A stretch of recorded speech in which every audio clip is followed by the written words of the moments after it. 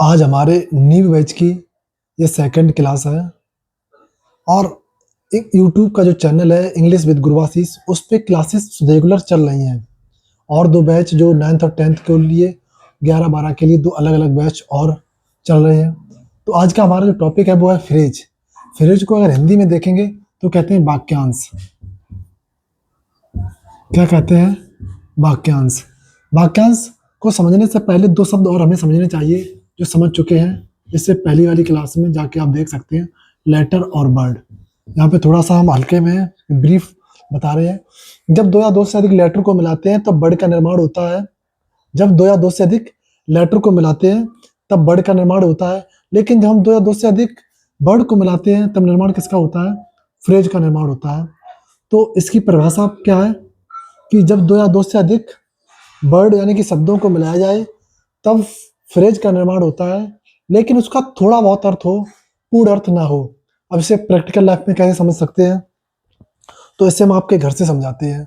अभी आप पैसे कमा नहीं रहे हैं तो आपकी बात को थोड़ा बहुत सुना जाएगा। अभी आप पैसा कमा नहीं रहे घर पे तो आपकी बात को उतना नहीं समझा जाएगा, उतना नहीं माना जाएगा जितना कि उसकी बात मानी जाती है जो कमाता है या एक सफल हो जाता है।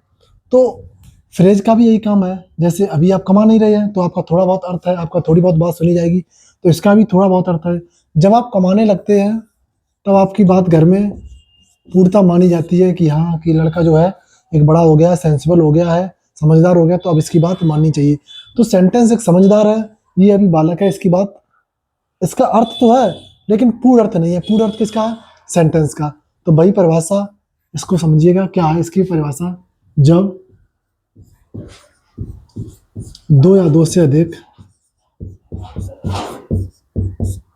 अधिक वर्ड्स, वर्ड्स का मतलब शब्द, ठीक, शब्दों। जब दो या दो से अधिक शब्दों को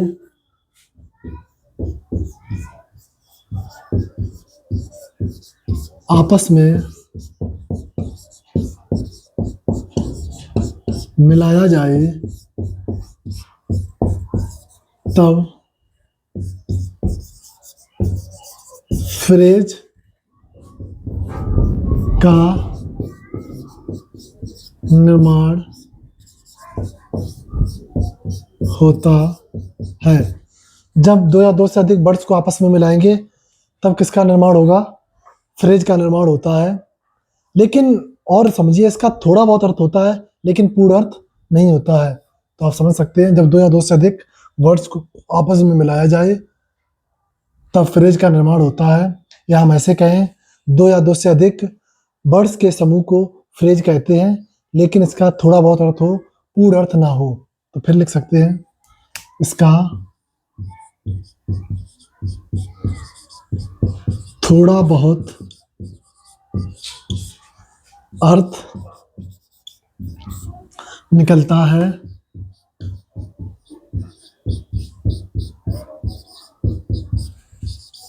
पूर्ण अर्थ नहीं।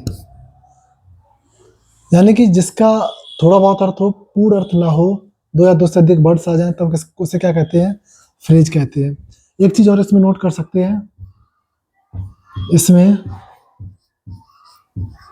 सब्जेक्ट और वर्ब नहीं होती है। इसमें सब्जेक्ट नहीं होगा और वर्ब नहीं होगी। तो जब इसमें सब्जेक्ट ना हो, वर्ब ना हो और दो से अधिक वर्डों का समूह हो, शब्दों का समूह, तो उसे क्या कहेंगे? फ्रेज कहेंगे। इसकी परिभाषा लिखो, उसके बाद हम कुछ एग्जाम्पल कराएं।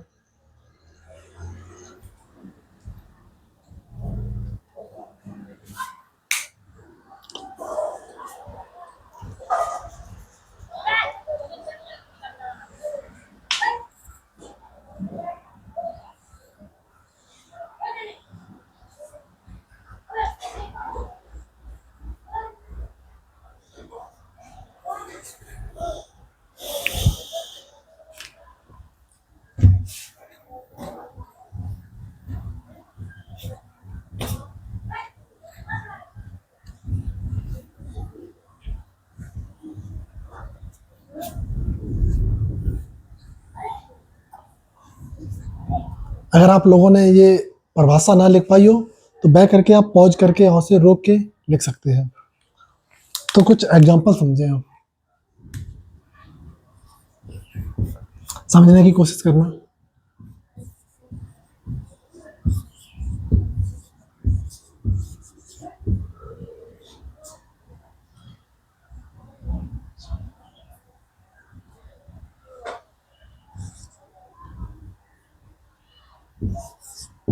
Ram is a boy.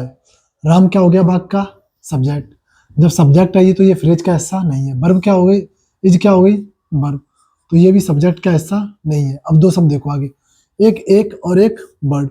अगर हम कहें केवल ए है तो ये आपका क्या हो गया लेटर, लेकिन ये क्या हो गया आपका बर्ड।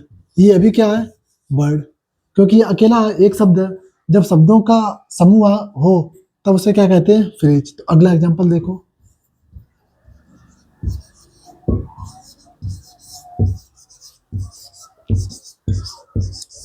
अब यहाँ पे बॉय तो केवल एक है, बॉय केवल एक है, तो इसे हम क्या कहेंगे बर्ड।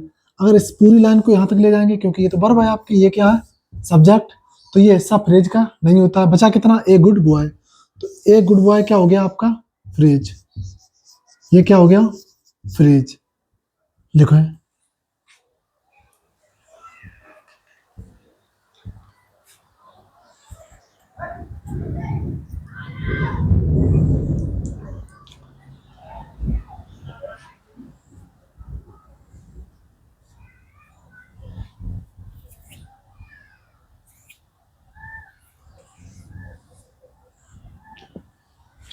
एक और समझो एग्जाम्पल,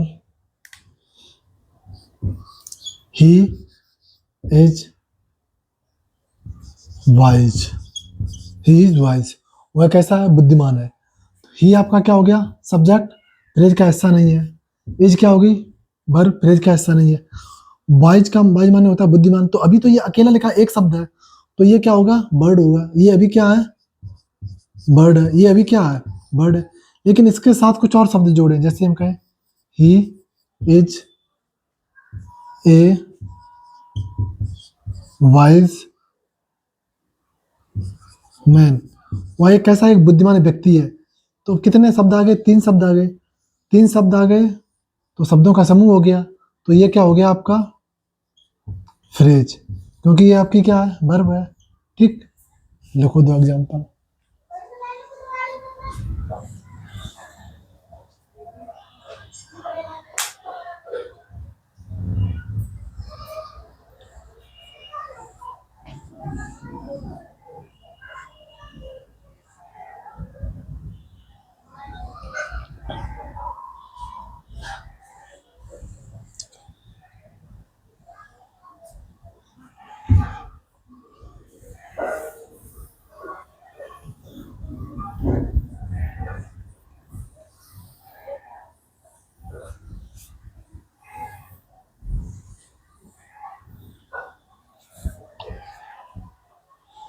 अब फ्रेज के अलग अलग प्रकार होते हैं, लेकिन जो मेन मुख्य रूप से है वो देखिएगा कितने होते हैं।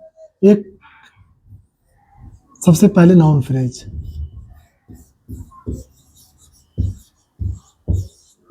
नाउन फ्रेज को समझने से पहले नाउन के कार्य समझना जरूरी है। नाउन का काम क्या होता है, किसी भी वाक्य का सब्जेक्ट होगा या ऑब्जेक्ट के रूप में काम करेगा। किसके किसके रूप में काम करेगा, सब्जेक्ट के रूप में और ऑब्जेक्ट के रूप में। किसके कार्य हैं ये नाउन के। अब नाउन फ्रेज क्या होगा, जब एक से अधिक शब्द आएंगे तो उसके समूह को क्या कहेंगे फ्रेज। लेकिन जब वो नाउन की तरह कार्य करेगा तब उसे क्या कहेंगे नाउन फ्रेज। एग्जाम्पल आप परिभाषा लिख सकते हैं, नाउन की तरह कार्य करने वाले फ्रेज को नाउन फ्रेज कहते हैं। नाउन की तरह कार्य करने वाले फ्रेज को नाउन फ्रेज कहते हैं। नाउन की तरह कार्य करने वाले फ्रेज को नाउन क्लॉज कहते हैं। अब एग्जाम्पल समझो, नाउन की तरह कार्य करने वाले फ्रेज को नाउन फ्रेज कहते हैं। हटा दें क्या से, चलो एग्जाम्पल समझो।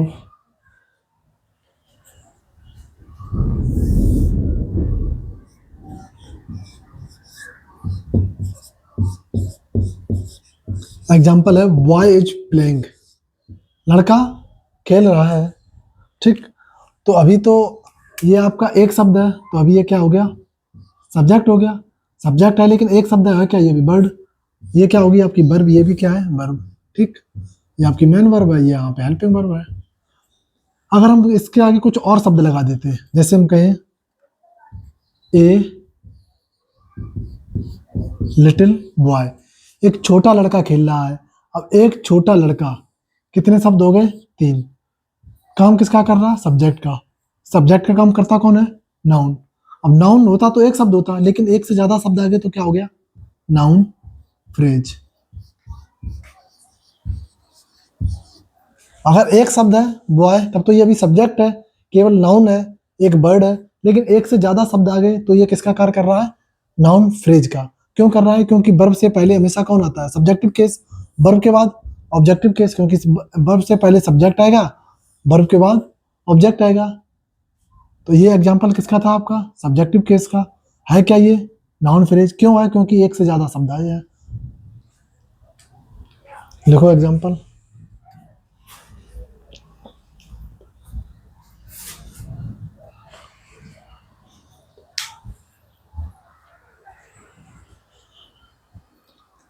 अगला एग्जांपल और देखो।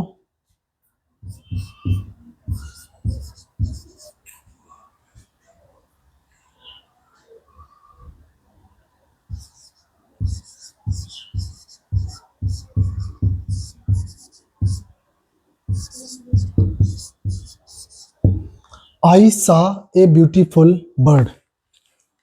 देखो आई तो नहीं होगा फ्रेज का ऐसा, क्योंकि ये क्या है, सब्जेक्ट। सी सा सीन, ये वर्ब की दूसरी अवस्था है, तो ये क्या होगी, वर्ब हो गई। कितना ऐसा बच्चा, ए ब्यूटीफुल बर्ड। ना तो इसमें सब्जेक्ट है, ना ही वर्ब है, तो ये क्या हुआ, फ्रेज।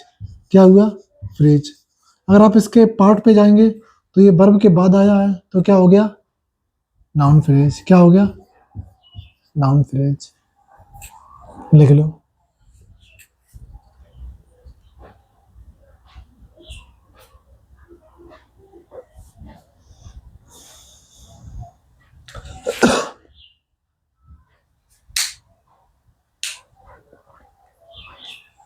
हटा दें क्या,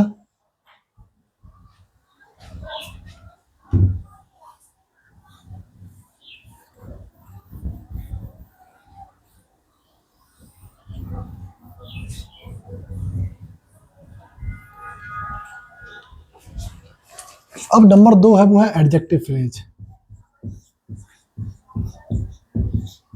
एडजेक्टिव फ्रेज।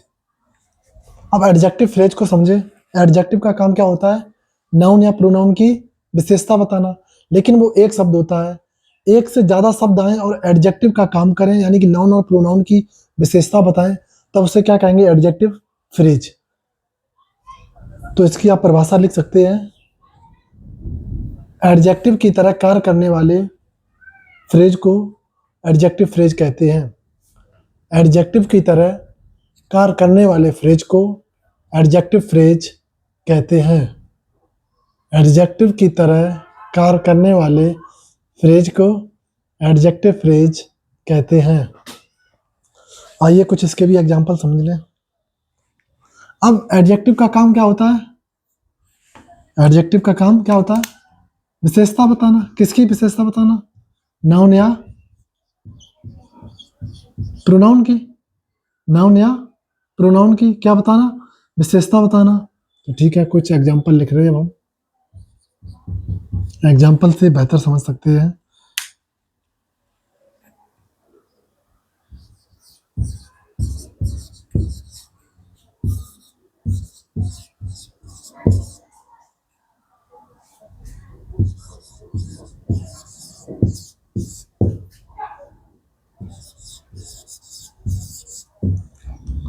बी सा ए हाउस, मैंने एक क्या देखा, या हमने एक क्या देखा, हाउस देखा, घर देखा, मेड ऑफ वुड, किसका बना था, लकड़ी का बना था।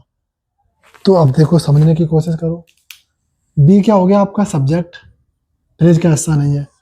वर्ब, फ्रेज का हिस्सा नहीं। ए हाउस, ये क्या हो गया आपका, ये क्या हो गया, केवल हाउस की बात करें, हाउस माने घर, घर क्या हो गया, नाउन। नाउन की विशेषता क्या बताई जा रही है, वो कैसा बना है, लकड़ी का बना है। तो ये विशेषता बताने वाले शब्द क्या कहलाते हैं, एडजेक्टिव। एडजेक्टिव एक शब्द होता है, लेकिन एक से ज्यादा शब्द हो गए तो एडजेक्टिव फ्रेज। Adjective phrase. समझ में नहीं आया, कोई बात नहीं, दूसरा एग्जांपल देखो।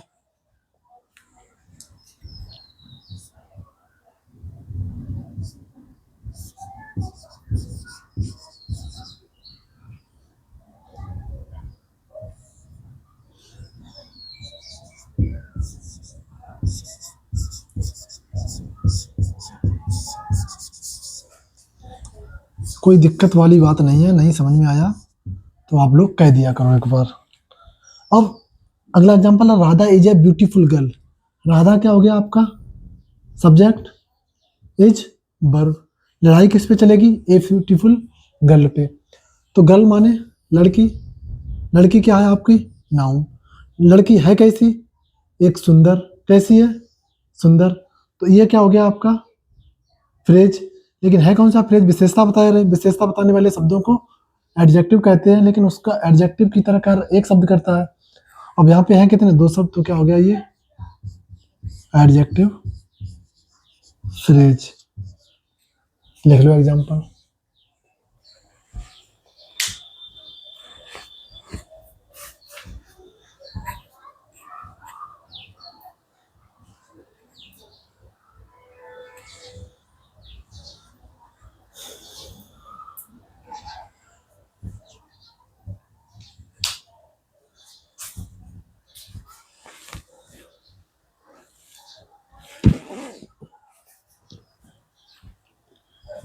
लिख लिया क्या, चलो लिख लो, एक मिनट और।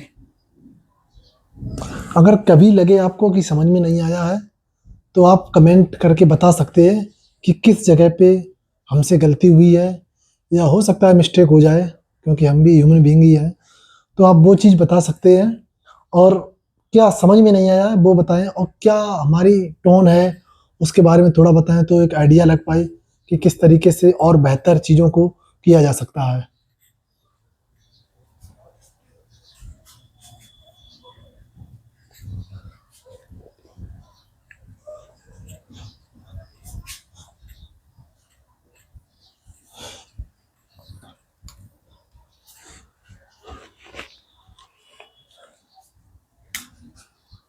नंबर 3 समझो, ADVERBIAL,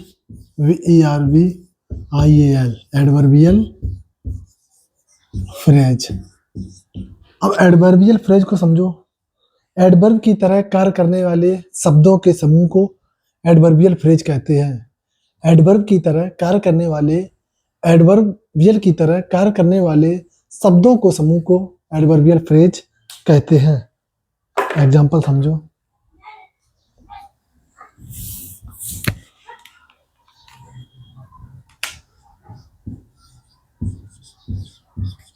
ही रन्स, वह दौड़ता है। कैसे दौड़ता है, फास्ट, तेज दौड़ता है।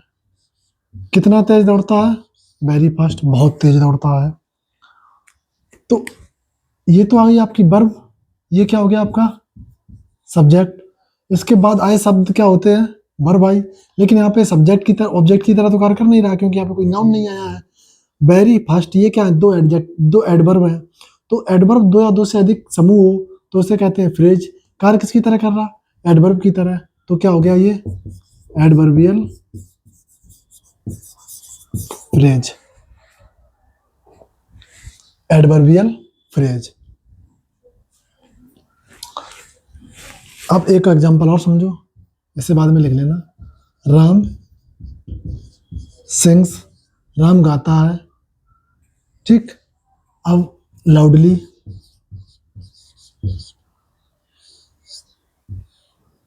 LOUDLY, लाउडली माने जोर जोर से, जोर से गाता है। राम सिंग्स, राम गाता है, लाउडली जोर से गाता है।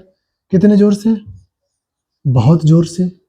तो दो शब्द आ गए, क्योंकि ये एडवर्ब का काम क्या होता है, वर्ब की विशेषता बताना, या एडजेक्टिव की विशेषता बताना, या खुद एडवर्ब की विशेषता बताना। तो राम सिंग्स, ये क्या होगी वर्ब। अब कैसे गाता है, बहुत तेज गाता है, तो बहुत तेज गाता है, ये क्या होगी, एडवर्ब। एक शब्द होता केवल, अब दो शब्द आ गए तो एडवर्बियल फ्रेज। नोट डाउन करिएगा, दो एग्जांपल, समझ में ना आए तो आप बताएं।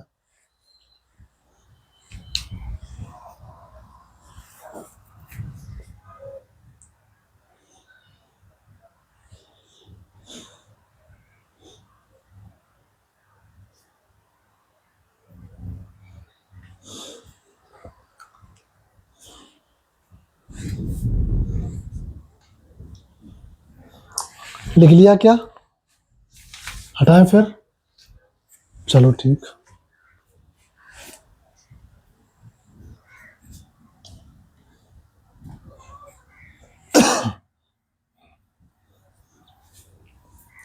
अगला नंबर 4 है वर्बल फ्रेज। क्या है, वर्बल फ्रेज नंबर 4। अब जब वर्ब की तरह दो या दो से अधिक वर्ब से एक साथ आए, उनके समूह को क्या कहेंगे, वर्बल फ्रेज। बहुत आसान है, आराम से समझ सकते हो। जैसे हम कहें आई डू नॉट को रहने दो, अब थोड़ा सा और बेहतर समझो। आई प्ले मैच, मैं मैच खेलता हूँ। केवल ये सिंगल वर्ब आई है, तो अभी ये वर्ब है, यानी कि वर्ब फ्रेज नहीं है। अगर हम लिख देते आई एम प्लेइंग मैच, अब वर्ब कितनी आ गई, दो, एक एम और एक प्लेइंग। इन दोनों के शब्दों के समूह को क्या कहेंगे, वर्बल फ्रेज। क्या कहेंगे, वर्बल फ्रेज। थोड़ा सा और हम दो ही तीनों लिख देते, I shall have been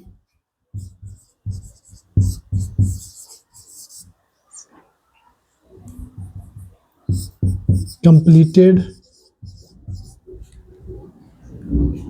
work, I shall have been completed work। क्या ये वाक्य सही है या गलत, पहले तो आपको यही बताना है।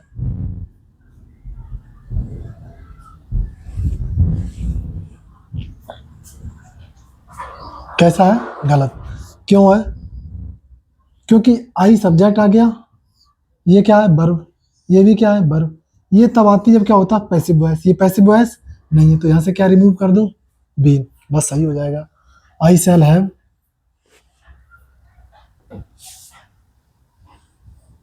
Completed verb. अब कितने शब्द आए, 3 शब्द आए कंप्लीटेड तक।